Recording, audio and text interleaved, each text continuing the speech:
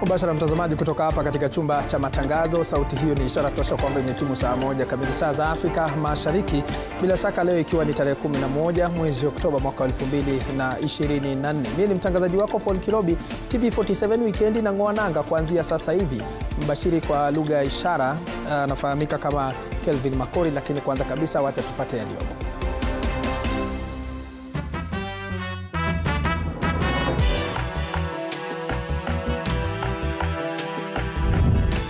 Jaji Lawrence Mugambi aelekeza kesi inayopinga kuondolewa kwa naibu rais Rigathi Gachagua kwa jaji mkuu Martha Koome ili kuunda jopo la majaji watatu. We have a budget that takes us all the way to March next year. So in terms of being able to support our officers on the ground. Rais William Ruto ataka washirika wa kimataifa katika operesheni ya kudumisha amani nchini Haiti kuongeza kasi ya michango yao na hasa vifaa na fedha zitakazohitajika kusaidia na kuboresha operesheni hiyo. We have a budget that takes us all the way to March next year. So in terms of being able to support our officers on the ground. Vijana katika kaunti ya Kisumu wanufaika na ushirikiano wa Cape Media na benki ya Cooperative. Ushirikiano huu unalenga kuhamasisha vijana kuhusu uwekezaji. We're here because we want to encourage financial literacy among our young people. We want them to learn how to deal with money and also how to make money.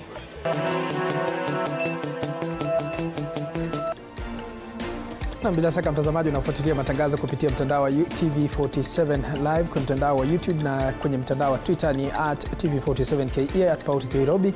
Tuandamane hadi tamati. Tunaanza taarifa ya kwanza ambapo Wizara ya Kitaifa ya Masuala ya Ndani sasa imebuni mswada wa kuzuia majengo muhimu wa mwaka 2024. Mswada huu utajumuisha kamati spesheli ambayo itafanya kazi kwa karibu na wizara husika. Lengo la mswada huu ni kuhakikisha kwamba kuna mikakati kabambe ya kulinda majengo muhimu humu nchini. Wizara hiyo sasa imewaalika Wakenya kuwasilisha maoni yao pamoja na washikadau katika ofisi za Wizara ya Masuala ya Ndani katika jumba la Harambee. Taarifa hii imetolewa miezi miwili baada ya kushuhudiwa kwa maandamano ya kizazi cha Gen Z na ambapo kulishuhudiwa vurugu, hatua iliyosababisha bunge la kitaifa kuvunjwa.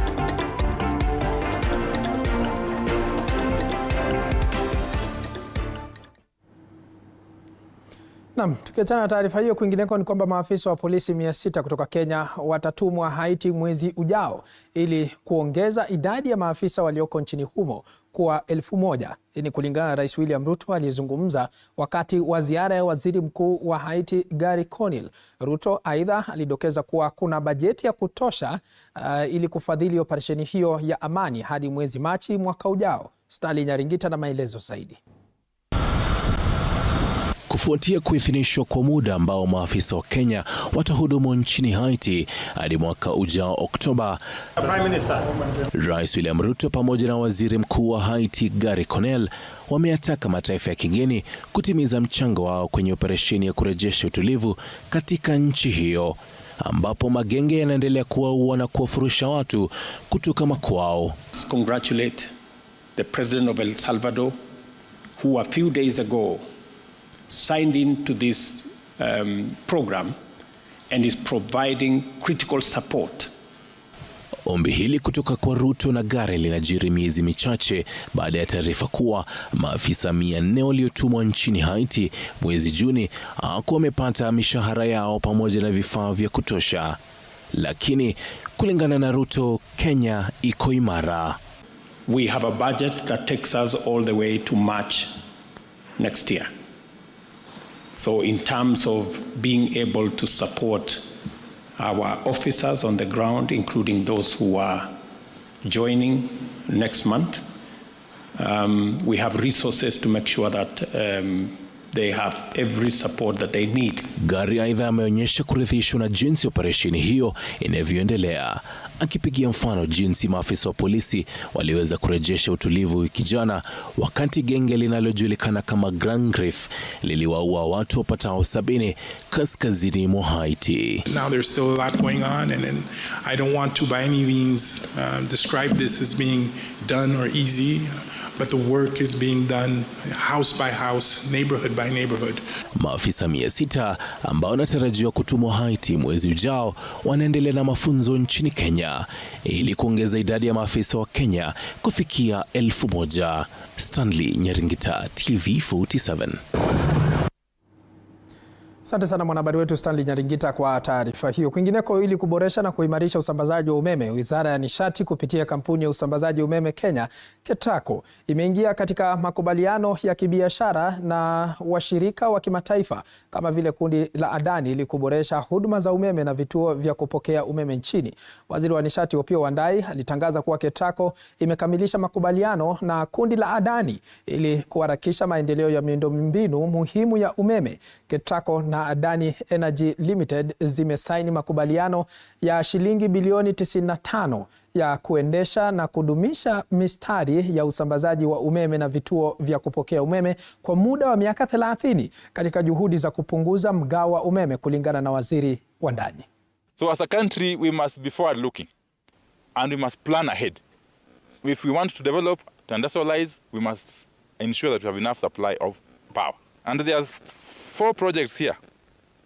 That is the Gilgil-Thika-Mala-Konza transmission line, the Rungai-Keringet-Chemosit line, the Meningai-Olkolau-Rumuruti line, and Turudiburu substation in Kisumu County. So these 4 projects, I am happy to report that through an extremely transparent process, KETRACO has now been able to enter into an agreement with Adani Energy Solutions, an agreement which was signed this Wednesday on 9th, I think. Bila shaka mtazamaji, habari umeipata. Kwingineko ni kwamba Naibu Rais Rigathi Gachagua kupitia mawakili wake amemwandikia Jaji Mkuu Martha Koome kuunda jopo maalum la majaji kusikiliza kesi yake inayolenga kusimamisha kubanduliwa kwake mamlakani na bunge la Seneti. Hii ni baada ya mahakama ya juu kuwasilisha kesi hiyo kwa Jaji Mkuu ikisema kwamba masuala yaliyoibuliwa na Gachagua, ikiwemo jinsi alivyobanduliwa na bunge la kitaifa pamoja na shughuli ya kukusanya maoni ya Wakenya, inaibua masuala mazito ya kikatiba. Apollo Kamau na mengi zaidi. Uamuzi wa mahakama kuu siku ya Ijumaa kuwasilisha tetesi za Naibu Rais Rigathi Gachagua kwa Jaji Mkuu Martha Koome ili aunde jopo maalum la majaji ni hatua muhimu kwa Naibu Rais katika juhudi za kusimamisha kesi dhidi yake kubaduliwa mamlakani. Considering the immense public interest that this matter has generated, and being the first of its kind in Kenya where the Deputy President of the Republic is being removed by process of impeachment, it is my considered opinion that this matter deserves the input of a bench so as to pronounce itself on the process that is constitutionally compliant to serve as a benchmark for future undertakings of this nature. Mawakili wa Gachagua katika barua iliyoandikwa na wakili Swanyo Ogeto wakimtaka Koome kuunda jopo hilo la majaji kabla ya vikao vya bunge la Seneti siku ya Jumatano na Alhamisi wiki ijayo. It is necessary for this citizenry of this country to know whether the current state of law allows adequate opportunity to participate meaningfully in the process of removal of their deputy president. The question whether the current parliament is properly constituted and thus incapable of carrying out the impeachment process in the light of Supreme Court Advisory Opinion number 2 of 2012 was also highlighted. Na rais hapa, watu hapa Mlima Kenya walikuchagua wewe.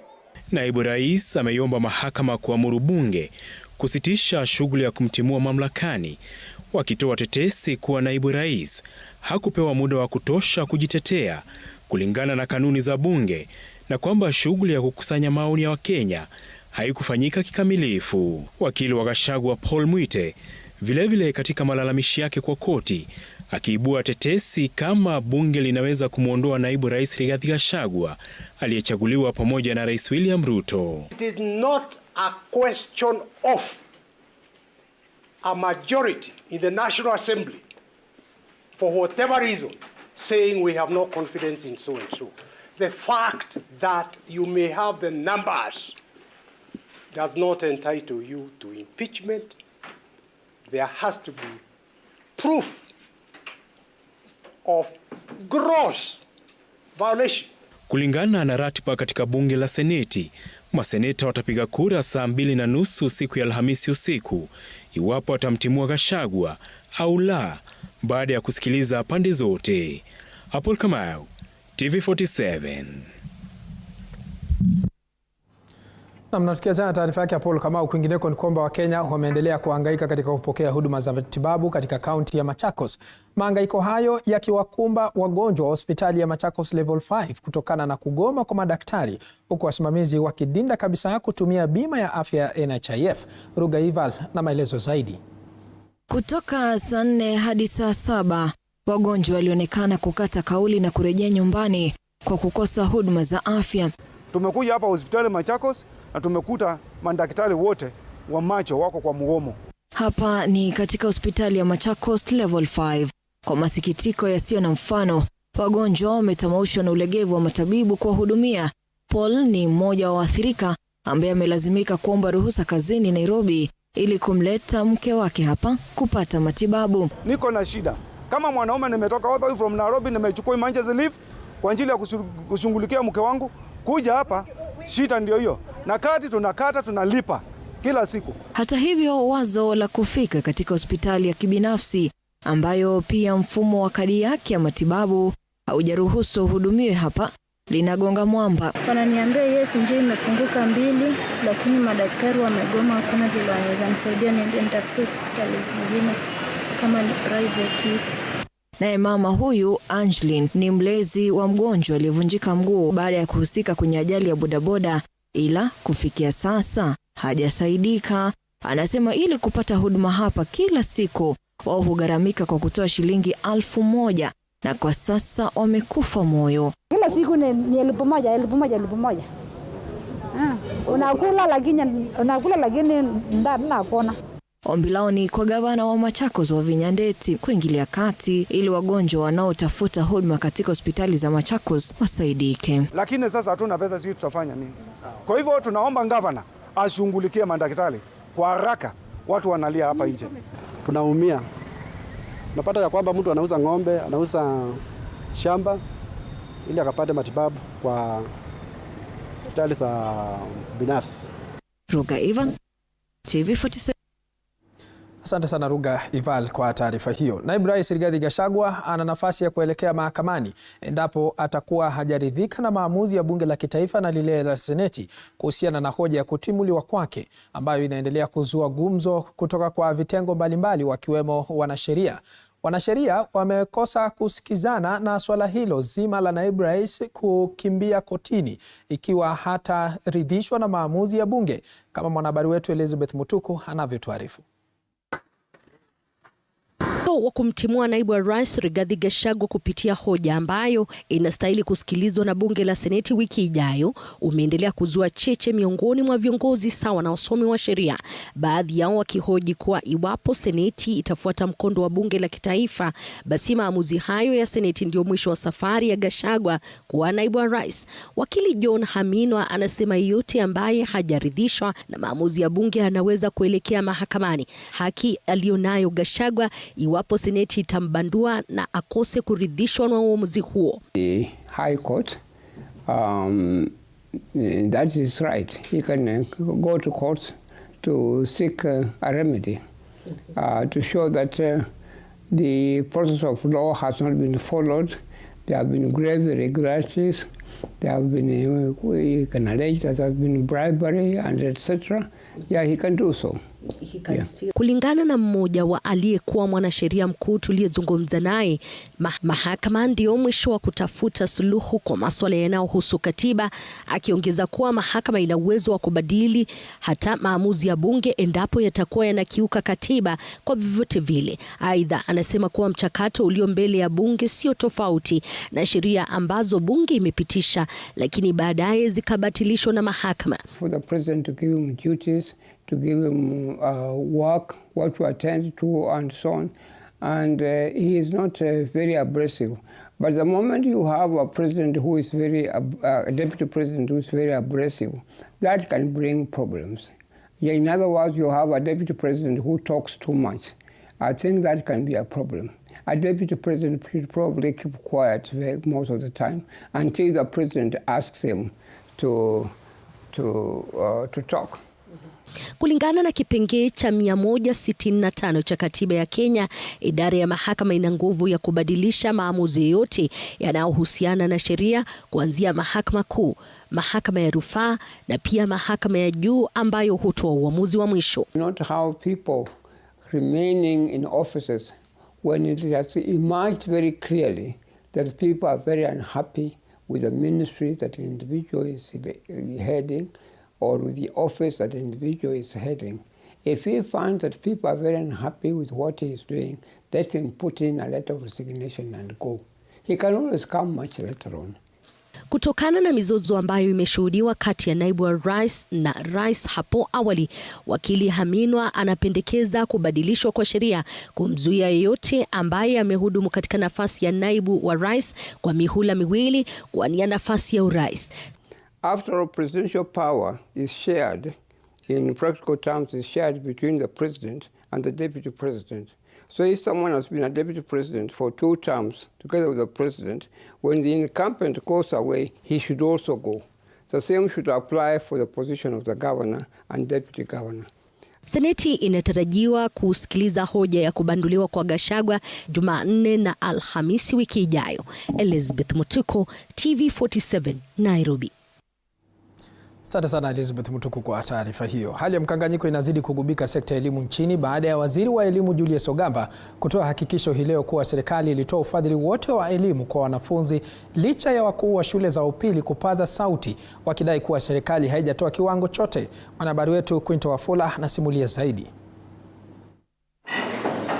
Huku muda ukiendelea kuyoyoma na ikisalia chini ya mwezi mmoja kabla mitihani ya kitaifa kung'oa nanga, mkanganyiko unaoshuhudia katika sekta ya elimu sasa unatishia kuvuruga masomo na matayarisho kutoa mazingira bora kwa watahiniwa katika shule za umma nchini. Even to our student, some of them are interacting with the apparatus for the first time because we don't have the apparatus that they can see. Mwenyekiti wa chama cha walimu wakuu wa shule za upili nchini Willy Kuria, ambaye pia ni mwalimu mkuu wa shule ya upili ya Murang'a, hii leo amelalamikia madhila ambayo shule haswa za kutwa zinapitia kutokana na serikali kuchelewesha kutuma mgao kamili kwa kila mwanafunzi. The situation is actually very critical in day schools because day schools do not have any other source of income. They purely rely on this capitation. And therefore, when it is not there, therefore you find that they are not able to buy even the very little things, even the dry cells. Shida kubwa ambayo tuko nayo ni capitation. Tunakosa vitabu, tunakosa kalamu za wanafunzi, tunakosa apparatus ambayo tunafaa kutumia kwa laboratory. Hata hivyo, waziri wa elimu Julius Ogamba hii leo akihudhuria hafla ya kuboresha masomo ya TVET katika chuo cha kiufundi cha Meru ametupilia mbali madai kuwa serikali haijatuma kiwango hitajika cha ufadhili kwa wanafunzi, huku akisema kuwa pesa zilitumwa mwanzoni mwa mhula huu na hana hofu ya shule kulalamikia kukosa pesa. As far as the ministry is concerned, the funds were released and we are going to find out what is the discrepancy that they are talking about, and if there is a discrepancy we'll be able to address it. Hali hii ya kutatanisha imeiacha sekta hii katika njia panda, walio matatani wakiwa watahiniwa ambao wanafanya kila wawezalo, huku wakiwa na matumaini kuwa watapata vifaa na mazingira hitajika ili wafaulu katika mitihani yao. Quinto Wafula, TV47. Mbali na taarifa hiyo mtazamaji, taifa la Kenya lilijiunga na mataifa mengine ulimwenguni kuadhimisha siku ya mtoto wa kike duniani, huku hoja muhimu zikiibuka kutokana na changamoto anazopitia watoto wa kike, kama anavyotuarifu mwanahabari wetu Chichi Josephine. Taifa la Kenya liliungana na mataifa mengine duniani kuadhimisha siku ya mtoto wa kike duniani. International Day for the Girl Child.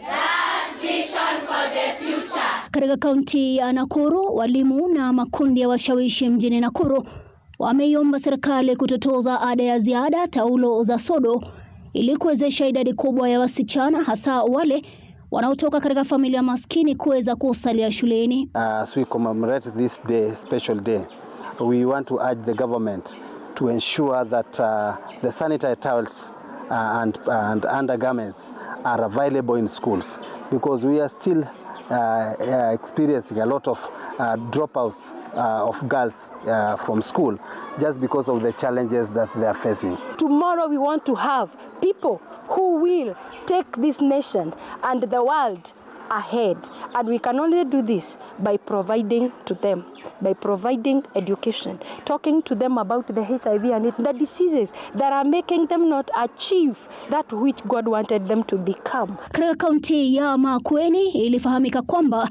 kutelekezwa kwa elimu kwa jinsia ya kike, umaskini na ndoa za mapema zingali changamoto kuu zinazoathiri maendeleo ya mtoto msichana, haswa katika mataifa ambayo yangali yanakuwa. When a girl child is educated, she can change the community.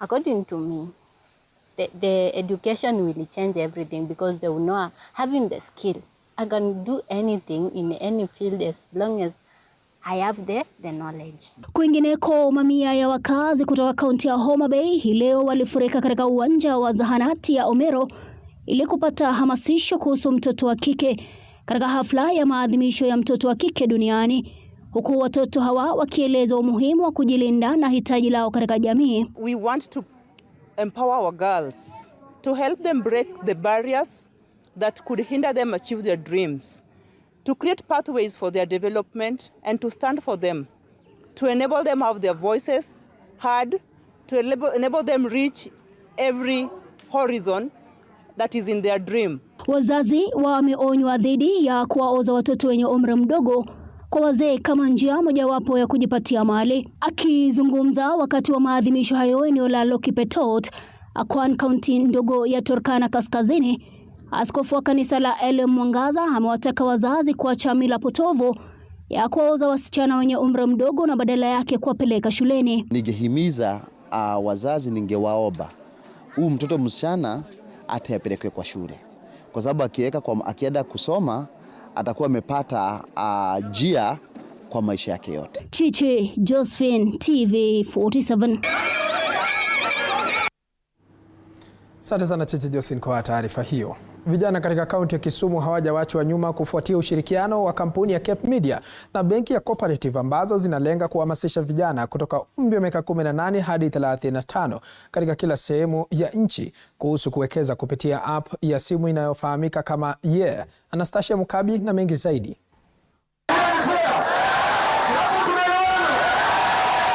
Vijana katika kaunti ya Kisumu walipata furaha kwa kufurika katika chuo cha kiufundi cha Kisumu ambapo waliweza kutumbuizwa na wasanii mashuhuri. Hey manze, leo tuna have fun courtesy of Cooperative manze. Wase wanafaa kudownload hiyo app na wase wa save. Ndio my youth them. At least a lot of students have opened the bank. They'll be saving the money. And it's just a good experience. Haya yanajiri baada ya kampuni ya Cape Media kwa hisani ya benki ya Cooperative kuwapa vijana wa eneo hili pia mafunzo na kuwahamasisha waweze kupata ujuzi wa kifedha kwa kujisajilisha katika apu ya simu ya Yeah. We are here because we want to encourage financial literacy among our young people. We want them to learn how to deal with money and also how to make money.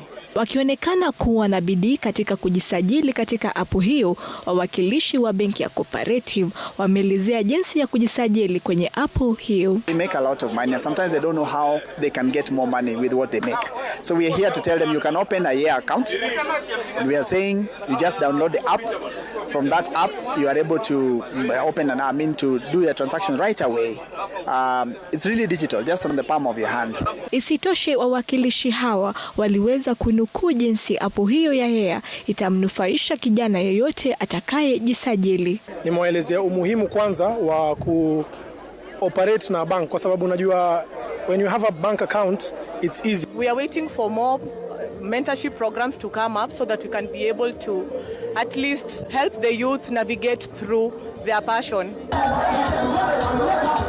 Aidha, iliweza kubainika kuwa vijana wengi wataweza kujiajiri, kwani kupitia app ya Yeah wataweza kupata mafunzo chungu nzima kila Alhamisi jinsi watakavyoanzisha biashara zao ili kujiendeleza. Anastasia Mukabi, runinga ya TV47.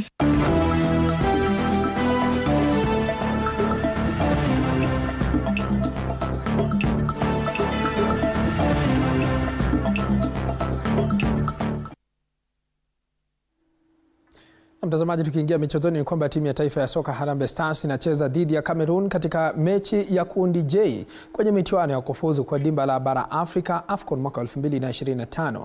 Mechi hii inagaragazwa katika uwanja wa Stade Omnisports Amdo Odijo ulioko jijini Yaounde. Kwa sasa timu hizi zina alama 4 kwenye msimamo wa kundi hii.